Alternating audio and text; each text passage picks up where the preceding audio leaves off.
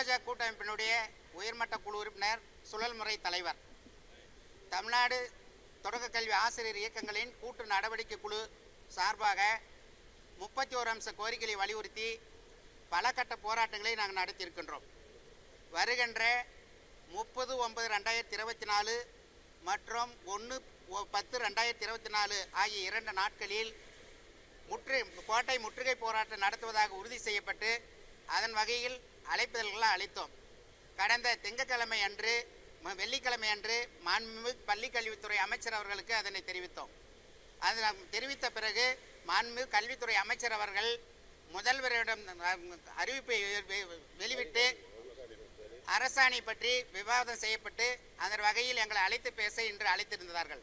மாண்புமிகு தமிழக முதல்வரனுடைய வேண்டுகோளுக்கு இணங்க எங்களை அழைத்து பேசமைக்கு தமிழ்நாடு பள்ளிக்கல்வித்துறை அமைச்சர் அவர்களுக்கும் பள்ளிக்கல்வித்துறையினுடைய செயலாளர் அவர்களுக்கும் இயக்குனர் பெருமக்களுக்கும் முதலில் நன்றியை தெரிவித்துக் கொள்கின்றோம். இதில் பணி சார்ந்த நிதி சார்ந்த கோரிக்கைகளாக 2ஆக பிரிக்கப்பட்டு இதில் அனைவரும் எதிர்பார்க்கக்கூடிய கிட்டத்தட்ட 1 லட்சத்திற்கும் மேற்பட்ட ஆசிரியர்கள் பயன்படக்கூடிய 243 பற்றி விரிவாக விவாதம் செய்தோம், எடுத்து சொன்னோம். அதில் இருக்கக்கூடிய பாதங்களை எடுத்து சொன்னோம்.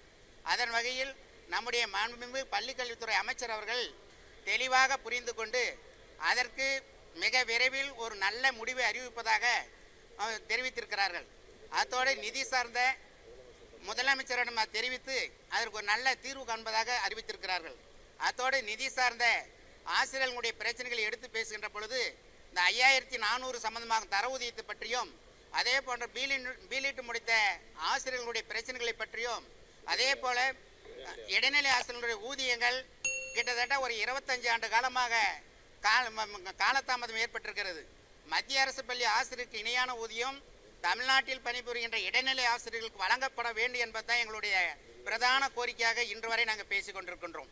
அதற்கு மாண்புமிகு கலைஞர் அவர்கள் ஆட்சி காலத்தில் எங்களுக்கு எல்லாம் எங்களுடைய பணி சுமையை கருத்தில் கொண்டு அதை வழங்கினார்கள். அதே வழியில் வருகின்ற தற்பொழுது ஆட்சி செய்து கொண்டிருக்கின்ற மாண்புமிகு தமிழக முதல்வர்கள் கருணையோடு பரிசீலனை செய்து அதற்கு நல்ல தீர்வை காண வேண்டும் என்று கூறிக்கொண்டிருக்கின்றோம்.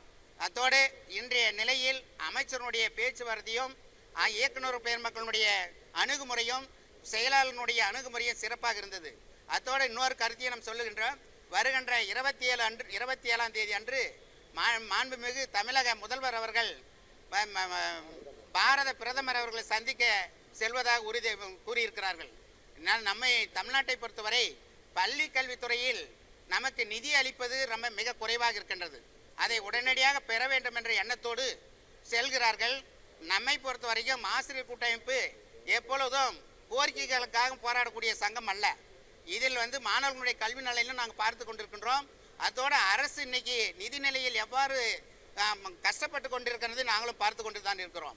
பாரத பிரதமர் அவர்கள் நம் தமிழ்நாட்டுக்கு வழங்கக்கூடிய நிதியை உடனடியாக வழங்கி அவர்களுக்கு நாங்கள் உறுதுணையாக இருப்போம் என்ற உறுதிப்பாட்டை இந்த நேரத்தில் தெரிவித்துக் கொண்டு தமிழ்நாட்டு முதல்வர் அவர்களுக்கு முதலில் நன்றியை கூறிக்கொண்டு நாங்கள் அவர்களை நம்பி இருக்கின்றோம். எங்களுக்கு அவர்கள் தான் வழி காட்ட வேண்டும். எங்களுக்கு ஏற்பட்டுகின்ற 243 என்ற இந்த அரசாணையை ரத்து செய்வது உள்ளிட்ட அனைத்து கோரிக்கைகளையும் கருணையோடு பரிசீலனை செய்வதாக உறுதி அளித்திருக்கிறார்கள்.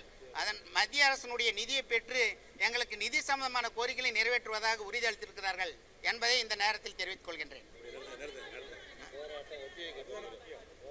போராட்டத்தினுடைய இன்றைய மாண்புமிகு தமிழக முதல்வருடைய ஆலோசனையின் அறிவுறுத்தலின் பேரில் நம்முடைய பள்ளிக்கல்வித்துறை அமைச்சர் அவர்கள் எங்களை அழைத்து பேசி இதற்கு ஒரு நல்ல முடிவை அளிப்பதாக உறுதி அளித்திருக்கிறார்கள். அந்த வகையில் எங்களுடைய கூட்டமைப்பினுடைய அனைத்து சங்கங்களுடைய 12 அமைப்பு சங்கங்களுடைய பொறுப்பாளர்கள் அழைத்து பேசி ஒரு முடிவு செய்யப்பட்டு தற்காலிகமாக ஒத்திவைக்கப்படுகிறது என்பது முடிவு செய்யப்பட்டுள்ளது.